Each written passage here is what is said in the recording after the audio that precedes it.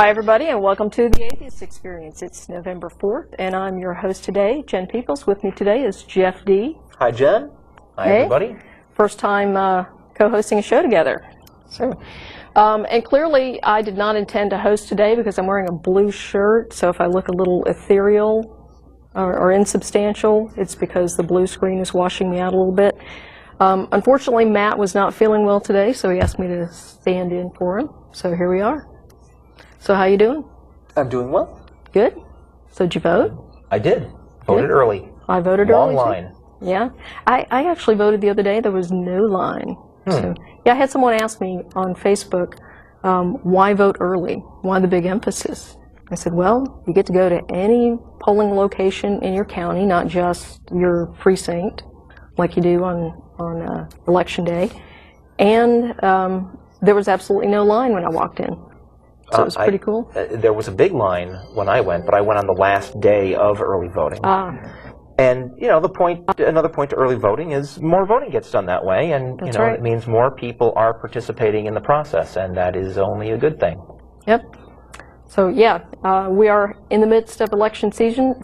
For those of you who are not in the U.S., those of you who are in the U.S., you know this very well because you're getting the phone calls probably about every 2 hours, like I am. So anyway, one thing I wanted to talk about before we go to callers today. Yeah. I mentioned on Facebook the other day that I had voted and I got my flu shot that same day. And I had someone on my Facebook friends list pop up and say, oh no, not the flu shot. Now you're definitely going to get sick. And don't you know those things are poisonous and off into the big pharma conspiracy thing. So it's that time of year again, folks. Get your flu shot. They don't hurt you. They prevent the flu. And nothing bad's going to happen to you if you get them. There's no mercury in them unless you get the multi-dose bottles of them. You know, if you do that. They don't use that for pediatric flu shots, so you're not going to get mercury from a pediatric flu shot. And they're, you know, it's way better than getting the flu. Okay. The only side effect I've had was some very mild soreness at the injection site, and that was it. You cannot get the flu from the flu shot. So whatever somebody tells you about this stuff, please, you know, don't buy the pseudoscience. Go get your flu shot. It's really important. So, and also, if you're one of these people that you think that there's this big pharma conspiracy around vaccinations and you're into like alternative cancer therapies instead of, you know, things that work, you have no business being on my Facebook feed. So just hit the unfriend button on your way out. Thank you. All right. Yeah. I don't have any of those people on. Oh, you get rid of them. I get libertarian sometimes. Yeah. Okay, so we've got some callers lined up here. Who do you want to talk to first here? I don't know. What order do they come in? I don't know. Let's see. You want to talk to Sebastian? Sure. Let's talk to Sebastian. Okay. Hi. Hello. Hello, Sebastian.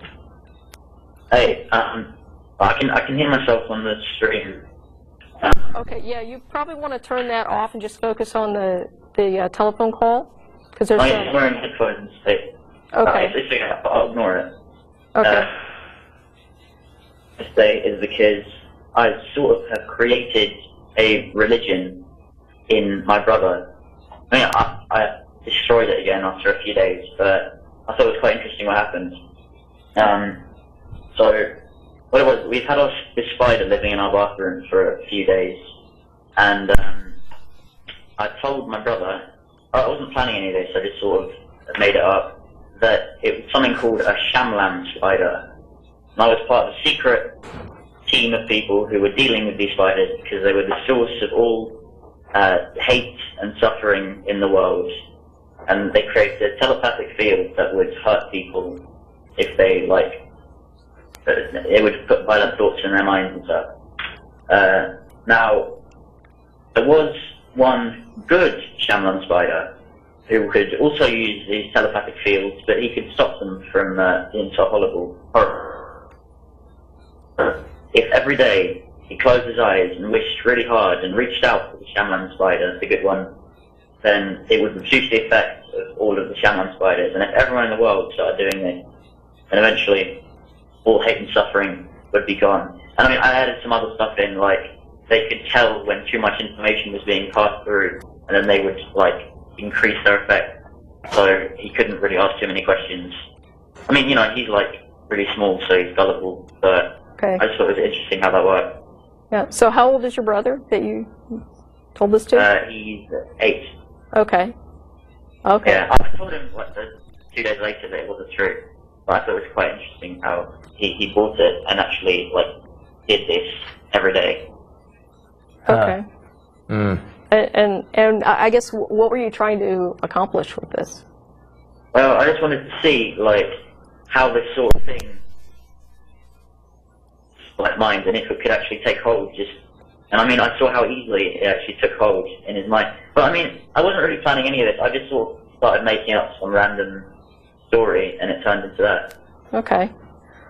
Well, yeah. Yeah, I mean that's basically how kids get indoctrinated. They get told something by an authority figure when they're very young, and you know they believe it. And if that gets reinforced over the years, then you've got some pretty strong beliefs there. Hopefully, you've actually inoculated him as a result of this exercise. Yeah, hopefully. Yeah. So I mean, if so, then you know, I guess it was a worthwhile experiment.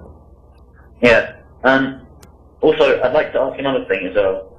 Okay. I was talking to a Muslim a few days ago, and he eventually just told me that really he recently believed.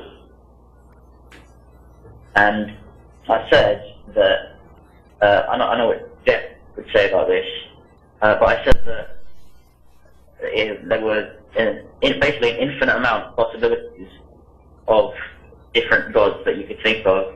And if you're going to use Pascal's wager, you have to give all of them equal credibility.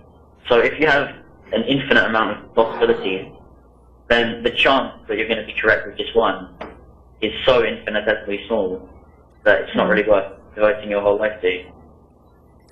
Yeah. Right, that's the position you're in if you're going entirely by faith and you don't have any evidence to work on. It's evidence that lets you weed out the possibilities that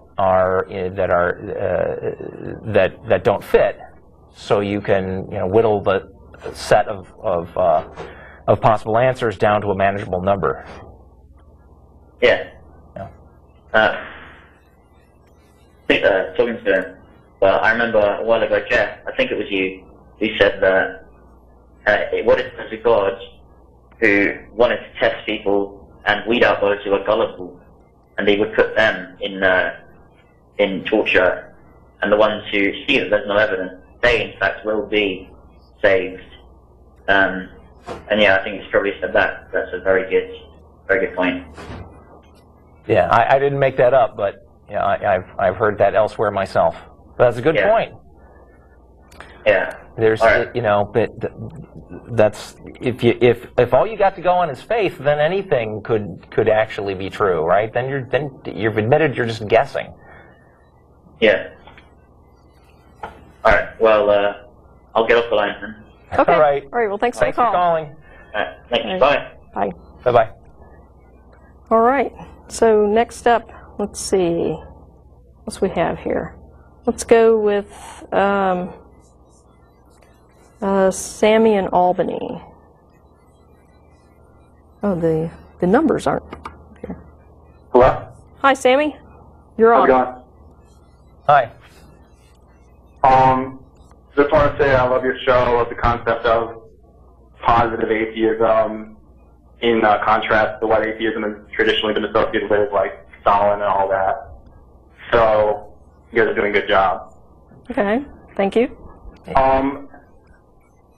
I had a question. I'll try to keep it as simple as possible. Okay. What is the atheist position on a reality in which there are absolutely no physical phenomena, like no matter, no space, no time, no quantum fluctuation? is that logically possible, or is that just something we can conceive of? What do you mean? What do you mean by the atheist position? There is only one atheist position, and that's we don't believe in a God. That's it. I mean, anything beyond that, each atheist you ask is able to have a different view on that. Exactly. So what would your position be? Do you think that's possible, or is it just because it's possible doesn't mean it has to have existed?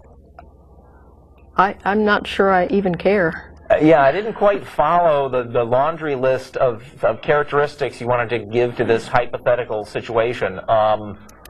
All kinds of things are possible without actually being true, right? Depending on what you mean by possible. Mm-hmm. So I guess your position is that it's kind of irrelevant because we have no evidence for it for God. In general, yeah, I think that our time is best spent studying and looking at things we actually do have information about. Right, okay. So, because I was reading about, like, Lawrence Krauss's view of, the creation of the Big Bang. Uh-huh. And from my opinion, it seems like, a good atheist position would be that as far as we know, there's always been some type of physical phenomena, even if we don't define it as nothing. There's always been some physical phenomena that could give rise to a universe. Okay. Why do you think that's an atheist position? Well, because to me, the theist position is that at some point there has to be complete nothing, whatever, you define complete nothing as, and then God created. Okay, but Jeff just got through telling you what the atheist position is. There's one. We don't believe a God exists. And you agreed with that. Right. So now you're asserting that there's this other atheist position about, the origin of the universe. So I'm perplexed about why you think if I could venture a guess, I think what you're getting at is there are different views we could have about the state of affairs leading to the existence of the universe. Some of which are maybe seem more obviously convenient convenient fits for the conclusion that there isn't a God, and some seem less convenient for that. But in general, I try not to look at things that way. If physics discovered a God tomorrow, I'd be okay, fine, right? And I'd stop being an atheist. It's not like I'm going to give a greater preference to unproved speculations that happen to fit my lack of belief. Right, okay. Yeah. I mean, whatever is the case, and I think that is what we should be trying to find out. At the moment, I don't believe in any gods, because it doesn't appear to be any serious reason to think that there are some. Right. And that's it. Okay. Yeah, so that clarifies my question, that we just have to go off what we know, even if we could conceive of a nothing which is convenient to theism or atheism. Sure. Right. Well, we can conceive of all kinds of things. Being able to conceive of something is not evidence that it's true either. Right. Okay. Okay. All right, cool. Thank you. Yeah, thanks for your call, Sammy. Thanks. Bye. All right. Let's see who else we have up here. We want to go ahead and get this one out of the way? Sure. All right. Okay. Is it Pekka from Finland? Hello. Hello, you're on. Oh, yes. Would you guys agree that you're a fat piece of shit, man? You done? Yeah, he hung up. Did I drop him?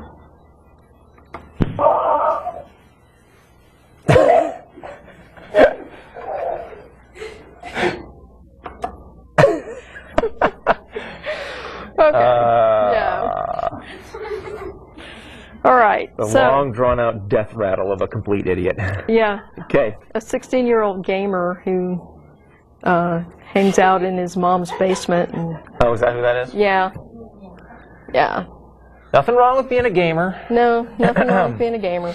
But, you know, when you're 16 and you're an idiot. Yeah. You really need to get some hobbies.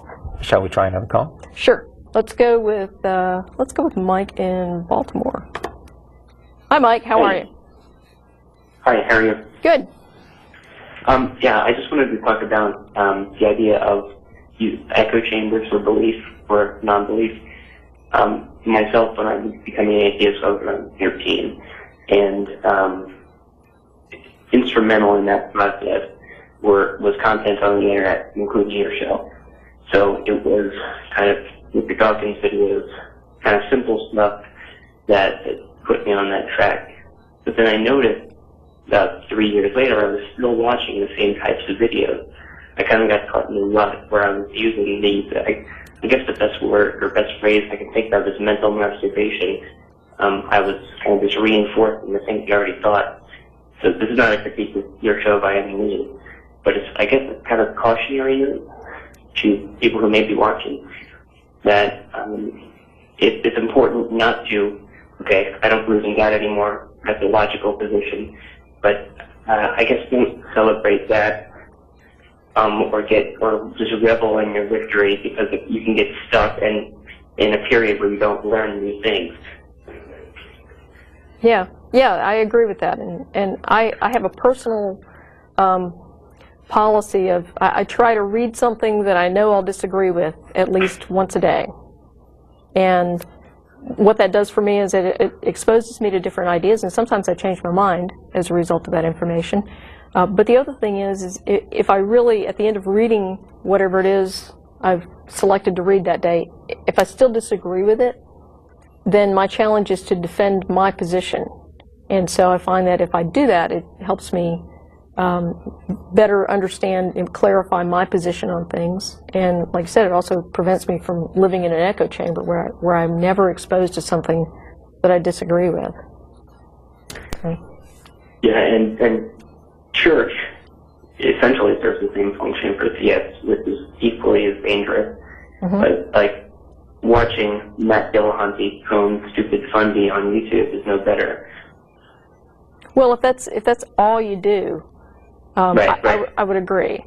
What I would challenge people to do is, if you enjoy watching Matt, debate with theists and crazy callers and stuff, what I challenge you to do is go and understand the basis of Matt's argument. Go and understand where the theists got that argument. Somebody comes in and presents the Kalam cosmological argument. Go and research that and find out about it. Discover why it's a bad argument. And don't just stop at watching somebody do something entertaining. That's really no better than parking yourself in front of a TV for hours every evening and really just not doing much in the way of thinking. So, I became an atheist because of, it was really a byproduct of skepticism. And so what I don't want to do is lose the skepticism. Just because I've arrived at what I think is the correct answer for now, it's always provisional. If I get new information, I could change my mind. I think that's extremely unlikely at this point, but I'm still open to new information. And I think that's the essence of being skeptical. So, any thoughts? I completely agree with all of that. I was actually commenting to Jeff here. Jeff? Yeah. I also, in defense of watching things like that for entertainment value, I think there is a lot of entertainment value to be had in things like that. And certainly, your ultimate point that you shouldn't, turn into just a couch potato, giggling at devastating atheist arguments for the thrill of watching theists get destroyed. That there's not a whole lot of value in that, but we're still in a world where we're largely dominated by religious people, and I think there's a certain amount of value in having that entertainment outlet where you can feel, where you can encounter your point of view and see it being vindicated strongly and forcefully. That's not necessarily a bad thing. And I'd add that the more you understand the atheist position, the more you're going to find that everything you listen to is something that you have encountered before, and that's just natural because you've started to learn all the arguments that there are. But I still watch that stuff because every once in a while a gem comes along of a new point of view, a new angle, a new question that you hadn't thought of before yourself or encountered anywhere else, and that's worth it. You really have to watch a lot of that stuff that you've heard before in order to get to those things. So I wouldn't go too. I wouldn't get too worried about. I wouldn't go overboard in avoiding it either. You know, that's just life. That's the way things are going to go. Once you get used to a certain topic, you're going to. When you hear more about it, it's going to tend to be the stuff you've heard before. Yeah, that's not necessarily a bad thing. Okay. Yeah, that's pretty much it. Just one last kind of humorous implication I noticed. If it gets to the point where it is mental masturbation, you, Matt, and all the other hosts, Richard Dawkins, are essentially atheist porn stars, and I find that hilarious. All righty. Thanks for the call. Yep. See? Thank you for letting me on. That's one of those things I've never encountered before. Yeah. Okay, let's move it on here. We've got Kenny from Georgia.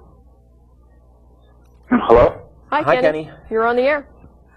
Thank you very much for taking my call. Yeah, no problem. Thanks for calling. All right. Basically, over the last 5 or so years, I've kind of been on this journey of self-discovery, sort of, rediscovering what I've been taught my whole life and trying to figure out justification for that. And I pretty much discovered that I am an atheist. But I grew up, very fundamentalist Christian. My mother is a pastor, and she has no idea. I was kind of wondering, maybe, based on your own personal experiences, how would I go about essentially coming out of the closet as an atheist? Well, you want to go first? Go ahead. You don't even have to, is my first answer. It's there. I'll be the first one to say that that the atheist viewpoint needs to be stood up for and defended in our culture. But the reason it needs to be stood up for and defended in our culture is that it's so difficult for some folks to be open about their atheist views, and that's still a fact. And because that's a fact, I don't judge people that decide, well, they're not in a position to come out or come out yet. I don't judge them badly. It's entirely up to you whether you think the fallout from letting people in your family and circle of friends know about that, whether that fallout is acceptable to you. You've got to make that decision for yourself, and I wouldn't want you to assume that there's some pressure on you to decide that you must go public. Now, I did. In my case, I decided that I had to do that, and then I got outed before I got around to actually doing it, which was awkward. But I certainly understand, from my position, I didn't like lying to the people that were close to me. I didn't like pretending. That I thought that was very awkward, and I thought the most honest thing would be to be upfront about it. And yet, my parents were ministers, and So it turned out okay in my case. Not going to turn out great in everybody's case. You got to make that call for yourself. Okay. Yeah. Oh, I'm sorry. No, go ahead. Go ahead. You had a follow-up question? Oh, no. Go ahead, please. No, I was going to say, you know, like Jeff said, there's no requirement that you actually come out of the closet as an atheist. You can stay in the closet if you want to, and I never recommend that people do something that's going to put their life in jeopardy or their livelihood in jeopardy. I have a number of friends who remain in the closet as atheists because they're afraid that that their livelihoods will be threatened if they come out. And so, you know, it's something to think about. You're the only one who can assess your own personal situation and make that determination. And I wish I could tell you some magic formula for coming out of the closet as an atheist and making it okay with your family, who are all theists, and you said your mom is a pastor. Yes. You know, that I wish I had some magic formula, but there just isn't one. You know, it's something that you're probably not going to know for sure until you've done it, you know, how it's going to turn out. And unfortunately, at that point, you know, you can't just kind of step back in the closet once you're out. Yeah. But, you know. I think that whether it turns out okay or not has almost nothing to do with how you come out, and almost everything to do with what the views are that are held by the people that who are going to find out about this, right? I mean, if you know what they think about atheists, you can pretty much expect that that's the way they're going to think if you come out. And the only possible way out of that is if you have such a close relationship that they're willing to revisit their views just because you happen to be the atheist that they're reacting to, right? And make exceptions for you. But you know, that's the thing that's really hard to judge, hard to know in advance. But we, you know, folks like Tracy and I, the folks on this show, we will be here continuing to try to make the world a safe place for atheists to be public about their views. And when you feel that that's the way the world is, then that would be the time to come out. Yeah. Awesome. Well, I really appreciate your time. Thank you very much for the call. Oh, you're welcome. Thank you for the call. And good luck. Yeah. All right. Let's see. What else do we have here? All right, why don't we go ahead and take Daniel in St. Paul. Hi, Daniel. You're on the air. Hi, I just had a question about what's the general idea behind atheism other than the lack of a belief in God? Is there anything more to it? That's pretty much it. Nope. So if God, it's confusing because I'm watching your live stream at the same time. I'm sorry, I'm going to pause that quick. Yeah, you want to turn the volume down and just focus on the call because there's a short delay. Yeah, I understand. You'll find a lot of common threads, common viewpoints held by atheists besides the lack of God, because there are justifications for that lack of belief that, you know, some of them are stronger than others, but none of those are a requirement. I mean, an atheist is a person who doesn't believe for whatever reason. I mean, there's people who don't believe for reasons that I think are ridiculous. Yeah, I can understand that. They believe there's an invisible pink pony that dictates their entire life, but it's not necessarily that. It's just, it's crazy. The other thing I was wondering is, what sort of led you to believe that there is nothing other than there's I stutter because I'm nervous. That's right. That's okay. What led you to believe that you don't believe that there is no God, or you don't have adopted an agnostic position where it'd be like, I believe there might be a God. I accept that the God is a possible answer, but there's a chance that it's Okay, well, let me stop right there and let's revisit the definitions real quick, okay?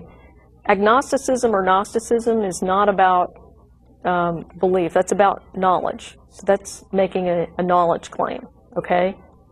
Theism or atheism is about belief. And it's possible to be an agnostic atheist. Okay. Okay? So, my problem is I might be just confusing the definitions. okay. Now, I mean, I don't disagree with your beliefs. I believe that everybody should be accepted for their beliefs. And if there is something wrong with your beliefs, the only thing I believe that are wrong is that, not your beliefs in general, I'm trying to generalize all beliefs, that if the belief says you should go murder children or something, yeah. I believe that would be wrong. Yeah, and there's nothing in atheism that would get you from lack of belief in God to murdering children. Yeah, I understand that. It's just, I don't see how Christians that call in on the show believe that you're an atheist, they automatically decide that it means you have no morals and stuff like that. Yeah, well, I mean, that's what they're taught. I mean, that's... We are the other brand, you know. It's like asking Coke fans what they think about Pepsi. Yeah. There is an assumption there that is substandard and bad and wrong and should be avoided. And there has been centuries of Christianity occasionally encountering disagreement in the form of atheism, and people in the Christian religion responding by lashing out and saying, well, that's bad and wrong and should be avoided. And that's what we're up against, the fallout from that, from centuries of trash talk from Christians. The other thing I wanted to ask is, could you describe atheism from what its Latin roots are? Because I've had many people try to say that atheism can't be possible, but personally, I believe that's ridiculous due to the fact that how Latin describes it. I believe that A is the lack of, or I'm not sure if I'm getting that right, and theism is the belief in God. So if you combine those two, it makes atheism creating the lack of belief in God. Right. It's unfortunate that we're stuck using something as awkward as language to try to explain all of this. You mentioned earlier that, maybe you got the definitions wrong. That would not be your fault. I mean, the definitions Tracy just gave you, the distinction between, Gnosticism and agnosticism being stances on the question of knowledge, and theism and atheism being stances on the question of belief, and that's not a universal definition that you're going to find everywhere you look. There have been people pontificating about what they think those terms mean from many different directions for a long time. So now that atheism is lately kind of becoming a bigger thing, there's a bit of an effort to try to standardize the terms, but you won't even find all atheists agreeing on how we just described those things. Yeah. But we're stuck. I think the description is more important than the term. And the description we use of atheism is, we're folks that don't believe in any gods. Yeah. Right? And I wanted to say this at the beginning because I was nervous and forgot to ask it. It's all right. After I asked my initial question.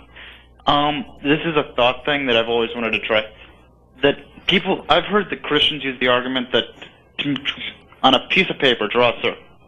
Put a dot in that circle. That dot is the amount of knowledge you know. And that circle is the amount of knowledge in the universe. Yeah. And then they ask, how do you know there's not a God in that circle? But the idea behind that is, how do you know there's not a God in that circle? Well, the time to believe something is when the evidence demonstrates that it's true or likely true, and not a moment before. Yes, that's what I'm trying to say. That you can reverse that argument and use it in the atheist side as well.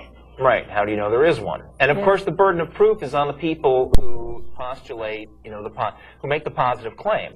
It's the people who claim to know that there is a God are the ones who ought to, cough up the evidence that there's a God. So the rest of us who don't have that evidence can take a darn good look at it, and if it is sound, reach the same conclusion they did.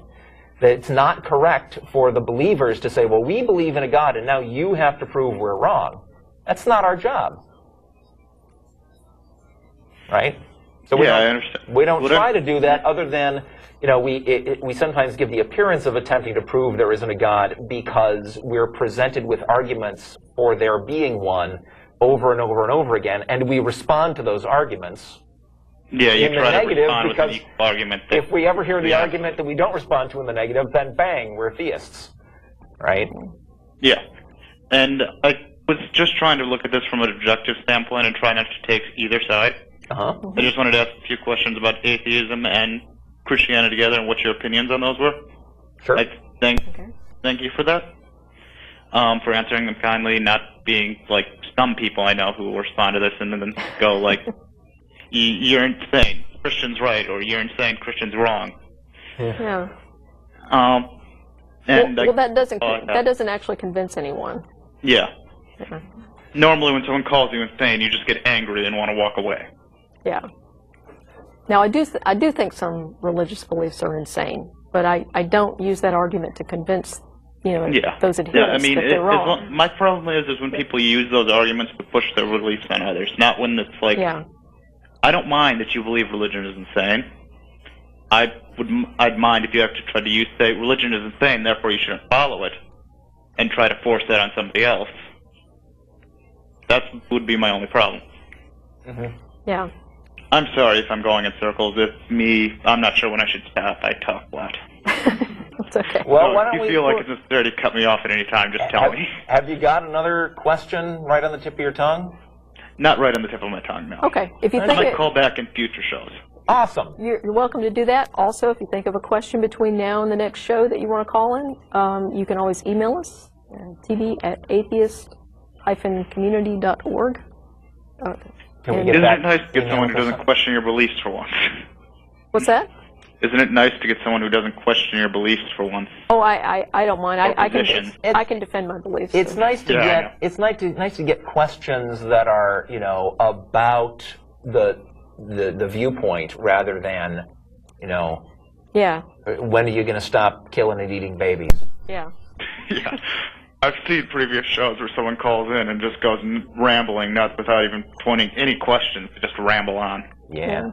I mean, do they just let those guys through because they think it'll be funny? No, actually, they usually pose some kind of reasonable-sounding question to the screener, and then they get on the show and do something crazy. Ah. Yeah. All right. Well, yeah, feel free to call back or email or whatever. Okay? Yep. All right. Thank you. Thank you. Right.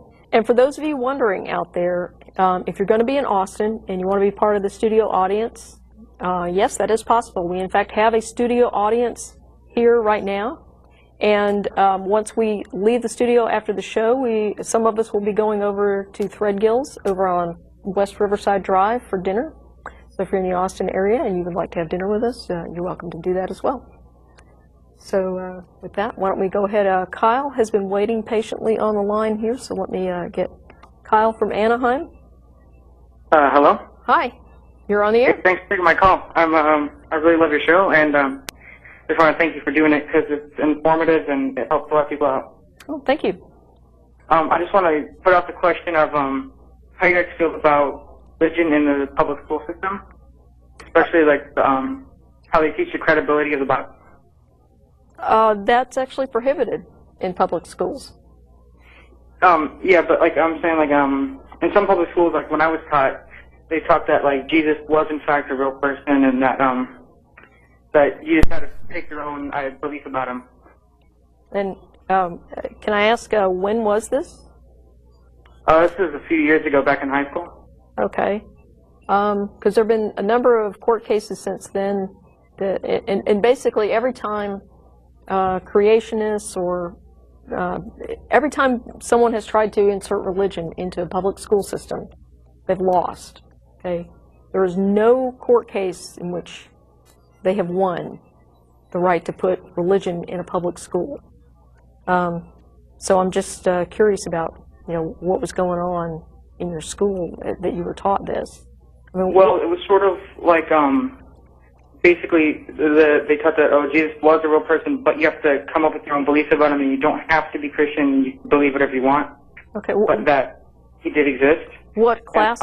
What class was this? It would be like in history. Okay. And I was just wondering how maybe like Christians could maybe like tiptoe around that. You know what I mean? Well, the thing about that is that I guess they have an out, and the out is that you can teach something that you believe to be true for all the right reasons and still be wrong. So it could be that your history teacher believed that Jesus was a real person and that there was historical evidence of that, and it was solid and, not kind of an open question. And if you talk to some historians, they still believe that. So it's not like it's a settled question that Jesus definitely was not historical or anything. So, like I said, it's possible that your history teacher believed that, brought that up, was very sincere, and, just didn't have the evidence behind it. So. Okay. Sorry, I forgot what I was going to say. When it comes to the credibility of the Bible, how close it is to actual fact. Yeah. When it comes to Jesus, what outside of the Bible, what proof is there that he actually existed? There are no contemporary extra-biblical accounts of Jesus' life outside the Bible. I guess it's extra-biblical, yeah. Right. There's no books from the same time as the Bible that also say that there was Jesus. Yeah. There's books after the Bible that chime in and say there was Jesus. But those books had the Bible as their source, apparently. Yeah. Okay, well, that's it, I guess. Thanks, guys. Okay. Thanks for the call. Thank you. All right. That should generate a flood of email. Huh. What? You said that Jesus didn't exist? Actually, we didn't say that. I don't know whether he did or not. Yeah. Okay, let's go to Rod in California. Hi, Rod. You're on the air. Oh, hello. Thank you. I wanted to make just a couple comments. One, when you were discussing that you try to read something every day that you disagree with. Mm-hmm. I tried to take a similar type of approach, but I got to tell you, people like Lee Strobel drive me up the wall. But what I find is when it comes from the standpoint of reading something and using critical thinking skills, I find that the things that I disagree with, I don't even have to hardly think about while reading it in order to see the fallacies and point out the falsehoods or the things that are worded in such a way as to be questionable. Mm-hmm. Yeah. But when I'm reading something I already have a bias towards or agree with, that's the time when I feel like I really need to put my critical thinking skills to their best use. Yeah. Because that's the time it's easiest to just kind of float right over and miss the same fallacies, ad hominem attacks, and various things, that just stand out when you're reading something you disagree with. Yeah, and thank you for bringing that up, because that is very important, and I completely agree. I was reading a book, I guess a couple of years ago. You may have heard of it. It's called Sex at Dawn. A fine topic. It's very, very interesting. And now I can't remember the name of the author off the top of my head. But anyway, very good book. And I was reading it and I thought, I love the concept of this book. I love, the information he's presented. And I thought to myself, now's the time to be the most skeptical, because I like this concept a lot. Exactly. So, yeah, I completely agree with you. It's very important. The thing that I find with reading things I disagree with is that it allows me to slip into that role of, the opposite viewpoint more easily than if I didn't read things I disagree with. So the exposure to arguments against something I like helps me understand that a lot better. It helps me actually be more critical of things I do agree with. Yeah. So I'm sorry. No, I think what you're getting at, if I understand it correctly, is this constant application of skepticism to every claim is what's important. Yeah, including those that you're most passionate and in agreement on. Another thing, if you got a minute, that I'd love to bring up is this. Last night, before I went to bed, I posted a little video on Facebook. It was Cher and Kathy Griffin, and they were discussing Obama and women's rights. Mm-hmm. And one of my very extreme fundamentalist friends, when I got up this morning, had posted this extremely long, rambling letter, basically, saying that abortion is murder and you should never murder a child. These people should be in prison. And she went on in the course of it explaining that many years ago she had had an abortion. Mm-hmm. And it was, she feels so bad about it. She had no right to murder that child, and it was wrong to murder that child. And she just kept using the phrase over, And I did, well, several of my friends, my atheist friends also, wrote back articles about abortion, sent her links and discussed how, abortion is not murder because there's no living human organism to murder at that point, But what struck me most about her whole thing, despite numerous flaws and fallacies and all, is that this poor woman refers to her own abortion as when she murdered a child. Hmm.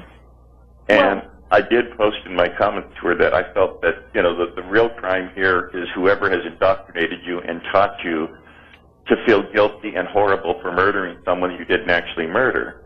But I was still trying to be compassionate about how abortion is, it's a very tough choice to have to make. Yeah, it is. And the thing is, I believe that people have the right to make their own choices. And you also get to live with those choices, whatever they are. So, her experience of, regret at having had an abortion is certainly not a common one. I don't know what effect, anti-choice people may have had on her feelings after the fact. But regardless of that, she's responsible for the decision that she made. And so if she regrets that decision, that's, I'm sorry, but that's, that comes with being able to make a choice. Yeah. I just was responding to from the standpoint of, I feel it was, it was not super religious at the time of the abortion, and now she's very, very posting every day, I love Jesus, it's so horrible he had to die on the cross and all that pain he suffered for us, etc., etc. Yeah. And I just feel like it's a shame to see her have become this person who honestly believes she's a murderer and that she has to make atonement, atone for her crime of murdering this child. And I kind of feel like it's like, her religious conversion has created this abusive, feeling towards her actions.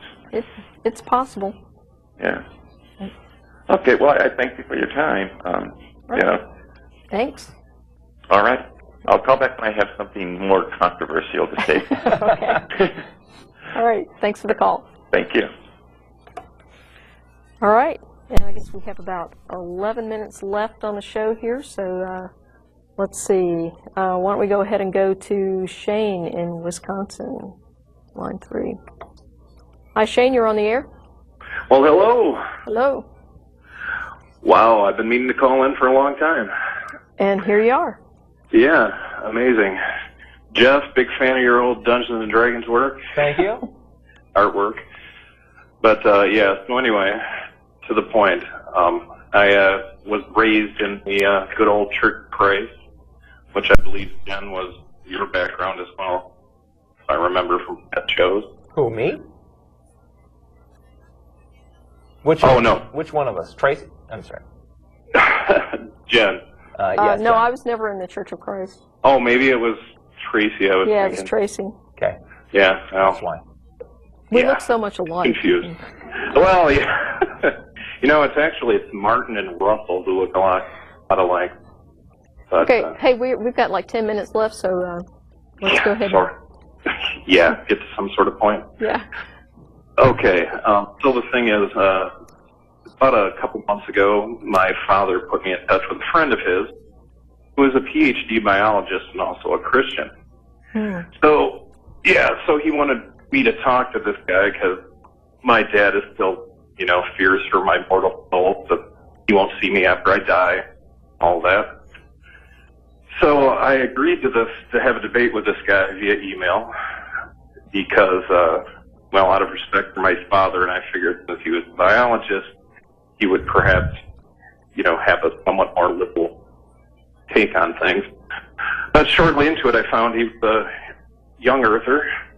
Wow. And, starts throwing out statements like evolution has no explanatory power for biology, and goes into the, no beneficial mutations have ever occurred. The protein code doesn't think that flu shots have anything to do with, bacteria developing responses. That's complete nonsense.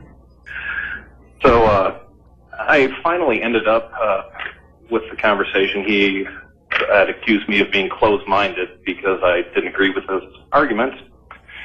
So I sent him back an email saying, well, I'm done. I'm going to remove you from my contacts. I don't appreciate this, and fuck right off.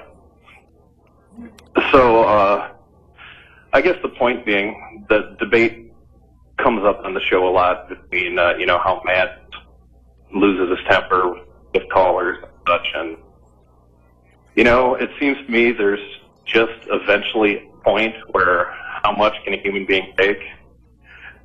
And there's there's eventually a point for rudeness, I suppose.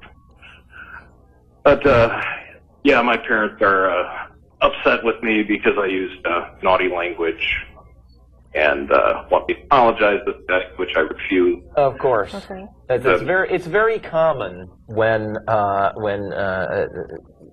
maybe this happens to theists too, but I don't hear their sides of these stories, right? But when in an extended conversation with some believer that just drives us freaking up the wall, and we finally, say what we really think about the quality of the discussion that we've had.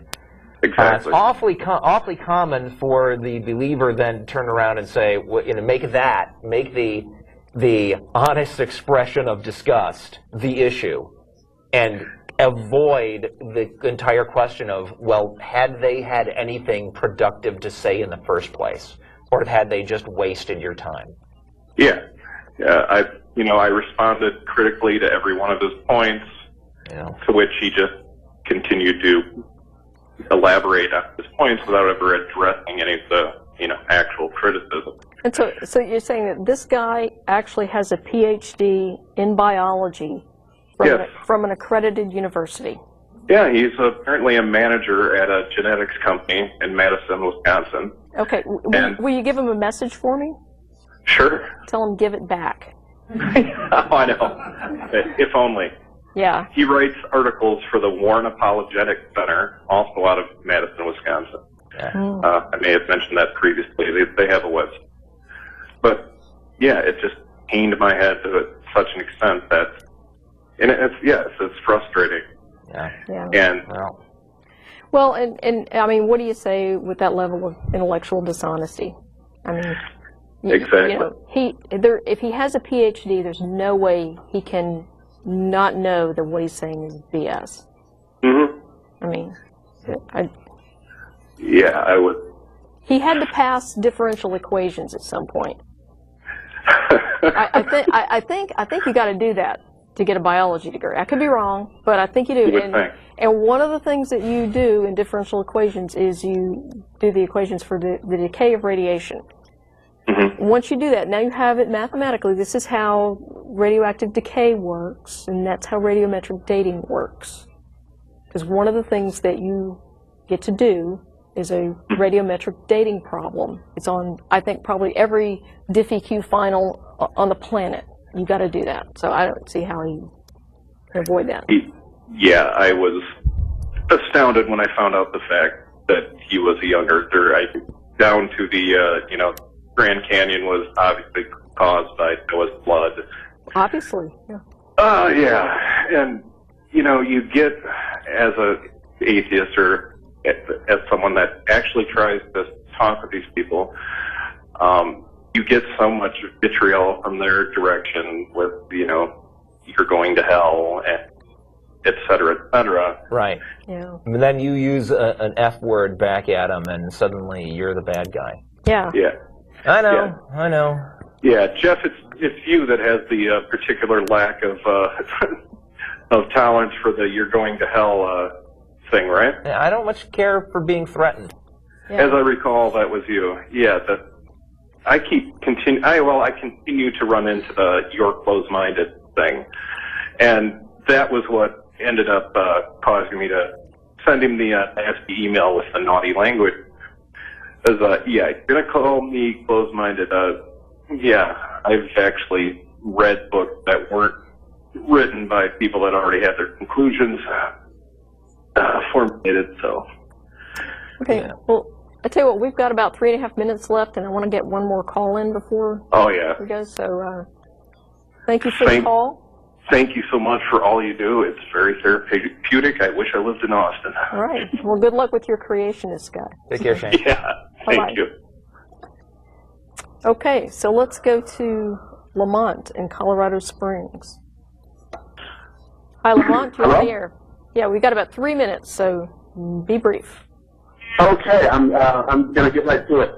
I was wondering, I think there are 4 things that every worldview needs sort of to be coherent. But I hear sort of an echo in the background. Yeah, if you've got the audio on the show turned up, you might want to turn that all the way down and just focus on the call because it's a short delay. Oh, yeah, I don't have it playing in the background or anything, but real quickly on my question. Okay. Atheists tend to have, as it seems to me, they tend to have an idea of morality and purpose, where we should be good to each other, we should help each other out, we shouldn't kill each other, all of those things. And I actually have atheist friends that are really moral people, they're good people. I'm not an atheist. Okay. My question is, how do you make your idea of morality and purpose coherent or correspondent with your ideas of origin and destiny? Being that most atheists believe that we are here essentially by accident, or that the universe has no intention of putting us here. Not only that, we're going to spend a comparatively short time on the planet and then go out of existence. Okay, it's entirely utilitarian, man. Life is more fun when we get along. Life is more fun? That is about as far as we can go in the remaining